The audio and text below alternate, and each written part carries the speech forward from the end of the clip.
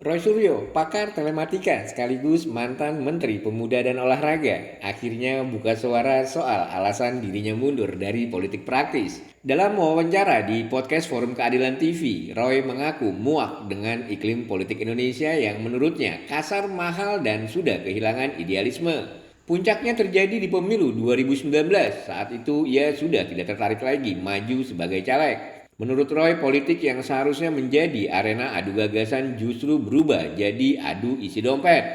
Dengan nada kecewa ia melontarkan kalimat yang langsung jadi kutipan ikonik, no money, no dough.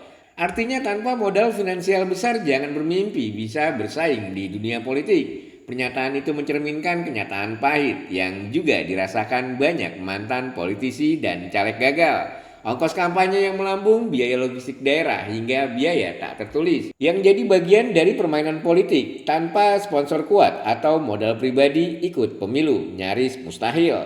Keputusan Roy untuk mundur dari Partai Demokrat akhirnya diambil tahun 2020, bertepatan dengan transisi kepemimpinan dari Susilo Bambang Yudhoyono ke Agus Harimurti Yudhoyono.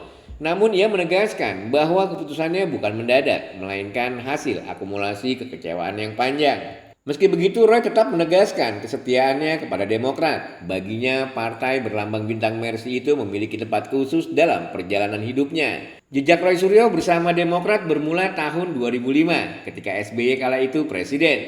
Mengajaknya membantu urusan teknologi dan membangun website kepresidenan. Dari sana jalan politiknya terbuka hingga ia menjadi menteri. Kisah Roy Suryo ini menggambarkan dilema banyak politik idealis. Masuk politik dengan niat membangun tapi akhirnya mundur karena sistem terlalu berat. Politik membutuhkan amunisi besar, bukan hanya ide tapi juga uang. Pertanyaannya, kalau benar politik Indonesia hanya bisa diakses lewat modal besar, masih mungkinkah lahir pemimpin dari rakyat biasa? Atau kita hanya bergerak ke arah politik yang dikuasai segelintir orang dengan sumber daya kuat? Roy memang memilih keluar, tapi banyak orang lain masih bertahan. Ada yang tetap mencoba idealis, ada yang akhirnya berkompromi. Di titik inilah rakyat berperan penting, memilih dengan kritis, bukan karena amplop, tapi karena rekam jejak dan visi yang jelas.